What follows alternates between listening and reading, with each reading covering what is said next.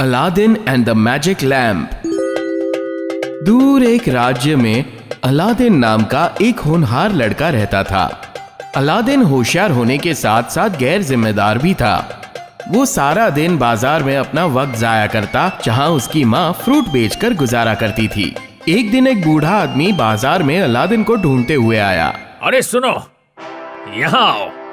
हाँ कहिए, क्या हुआ? क्या तुम अलादीन हो? हाँ।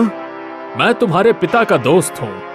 मैं तुम्हारी और तुम्हारी माँ की मदद करने आया हूँ। आपको पहले यहाँ नहीं देखा? हाँ, क्योंकि मैं इस राज्य से दूर रहता हूँ।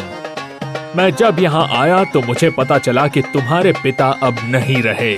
उन्होंने एक बार मुझसे मदद मांगी थी। अगर मेरे साथ आओगे तो मैं तुम्हें सोने के सिक्के दूंगा। मुझे माँ को बताना होगा। ज्यादा वक्त नहीं है। सोने के सिक्के चाहिए या नहीं? अलादीन को इस आदमी पर भरोसा तो नहीं था, पर उसे सोना चाहिए था, इसलिए वो आदमी के साथ राज्य के बाहर गया। दोनों रेगिस्तान के बीच में एक पत्थर के सामने आकर रुक गए। बूढ़े आदमी के मुंह से कुछ शब्द निकले और वो पत्थर अचानक खुल गया। शायद ये एक जादूगर है, मुझे सतर्क रहना होगा। इस दरवाजे से आगे जाओ, ये तुम्हें एक गुफा की ओर ले जाएगा। तुम्हें वहाँ एक लैंप मिलेगा, उसे मेरे पास ले आओ। तुम खुद क्यों ये नहीं कर लेते? मैं बहुत बूढ़ा हो चुका हूँ, अब मेरा वक्त बर्बाद मत करो, जाओ। मुझे अंदर कुछ नहीं दिखेगा, कितना अंधेरा है। ये लो, ये अंगूठी ले जाओ, ये तुम्हारी मदद करेगी। जैसे ही अलादीन अंदर गया, अंगूठी चमकने लगी और अलादीन ने अंदर सीढ़ियां देखी। वो नीचे गया और वहां एक गुफा में खजाना रखा था। वाह, यहाँ कितना सारा सोना, हार और रूबीस है।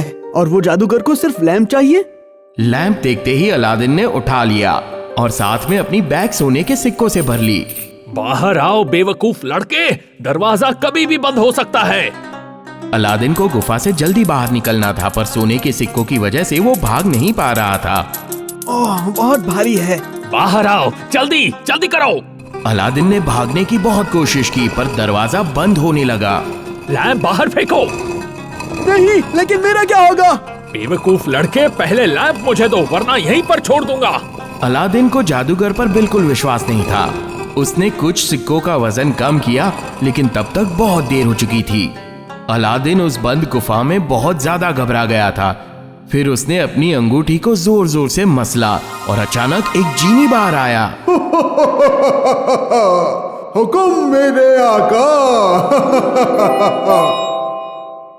अब तुम कौन हो और तुम्हें क्या चाहिए? मुझे इस लैंप से निकालने के लिए शुक्रिया। आपके इस एहसान के बदले में आपकी 3 विशेष पूरी करूंगा। ध्यान से सोचिए, आपको जो चाहिए वो मैं दे सकता हूँ। हो फिर तो अच्छा है, प्लीज मुझे जल्दी से घर छोड़ दो। जो हुकुम मेरे आका। अचानक पलक झपकते ही अलादीन गायब हुआ और अपने घर के सामने पहुंच गया। मैं घर आ गया, वाह! अलादीन खुश तो बहुत था, पर वो सोचने लगा कि आखिर जादूगर को पुराने लैंप का क्या काम था। लैंप पर जमी धूल हटाने उसने लैंप को घिसा। लैंप बड़ी जोर से हिलने लगा और एक मोटा सा आदमी उसमें से बाहर आया। हुकुम मेरे आका, बताइए आपकी विश क्या है? कौन हो तुम? मैं इस मैजिक लैम्प का जीनी हूँ। मैं किसी भी विश को पूरा कर सकता हूँ। ऐसा है तो इस राज्य का सबसे अमीर लड़का बना दो। अलादीन का घर एक बड़े से आलीशान महल में बदल गया। उसके फटे पुराने कपड़े भी शाही कपड़ों में बदल गए और वो अमीर बन गया। हाँ, मेरा घर कहाँ है और ये महल यहाँ कैसे आया? माँ, अब यही हमारा घर है। अब हम अमीर हैं। ये सब कैसे हुआ? ये सब पिताजी के दोस्त की वजह से हुआ। अलादीन का नाम पूरे राज्य में मशहूर हो गया। अमीर होने के साथ साथ वो दयालु और नेक भी था और राजा ने भी उसके बारे में सुना था। ये अलादीन कौन है? मैं इसे मिलना चाहता हूँ। इसे महल में बुलाया जाए। अलादीन बहुत सारे तोहफों के साथ राजा को मिलने गया। अलादीन, तुम्हारा मेरे महल में स्वागत है। मैंने तुम्हारे बारे में बहुत सुना है। तोहफों के लिए शुक्रिया। मुझे यहाँ बुलाने के लिए शुक्रिया महाराज। मैं आपसे कुछ पूछना चाहता था। अब जब मैं यहाँ आ ही गया हूँ तो मेरा आपसे एक सवाल है। हाँ, बेझिझक बताओ। मैं राजकुमारी से शादी करना चाहता हूँ। राजा ने अपनी बेटी को अचरज में देखा। राजकुमारी को अलादीन देखते ही पसंद आ गया था। उसने अलादीन के बारे में अच्छी बातें सुनी थी। महाराजा को भी अलादीन काफी पसंद था और दोनों की शादी तय कर दी। शादी का जश्न शुरू हो गया। सारा राज्य खुश था सिवाय उस घमंडी और चालाक जादूगर के। वो बहुत गुस्सा हुआ। उसे लैंप अपने लिए चाहिए था।